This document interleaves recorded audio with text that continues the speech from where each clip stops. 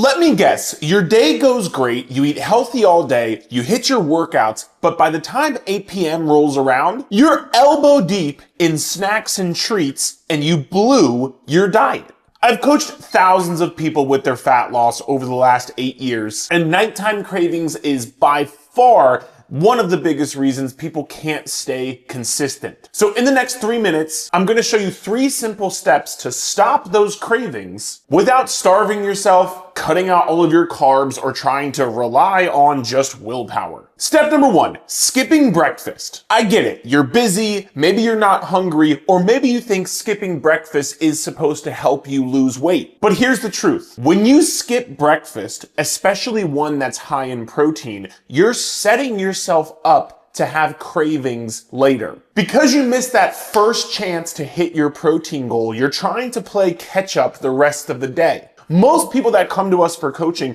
only get 30 to 40 grams of protein by dinner time, which is not even anywhere near half of their daily protein goal. And by the way, if you need to know what your daily calorie and protein goal should be for free, there'll be a free calorie calculator in the description of the video. So what happens after eating such little protein and dinner time rolls around? You get starving, and this isn't like normal hungry. This is craving everything in sight. And even when you eat, you can never feel full. It's almost like your stomach is this bottomless pit and you can't get satisfied. So you just end up snacking all throughout the night. It's like if you were trying to charge your phone at 2% battery with a broken charger. You ignored it all day and now it's critical, except nothing is working fast enough. So instead, start your day with 25 to 35 grams of protein within 2 hours of waking up.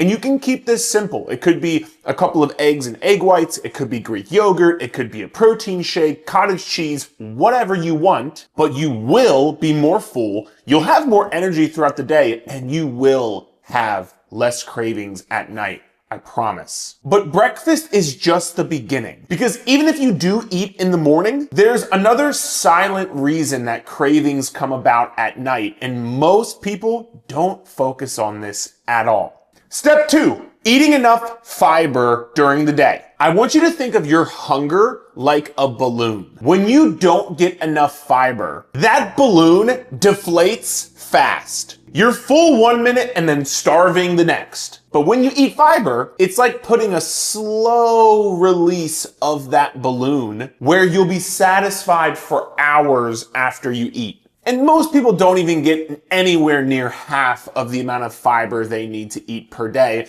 let alone by dinner time. So you want to get at least 15 to 20 grams of fiber by dinner time. And with this, you can think fruit with breakfast. My favorite fruits for high fiber are raspberries, blackberries, or bananas. Then have some sort of vegetables at lunch. It could be spinach, it could be peppers, it could be broccoli. And then maybe throughout the day you have like a high fiber tortilla wrap or high fiber bread or oatmeal or even cereal. This way, when you finish dinner, you'll actually feel done and satisfied. Not poking around the pantry 20 minutes later being like, I need something sweet. Because cravings thrive on empty stomachs and low fiber days. But here's the kicker. You can hit your protein goal, hit your fiber goal, and still massively struggle with nighttime cravings if you don't do this last thing. Step 3, stop over-restricting. Cravings don't just come from physical hunger,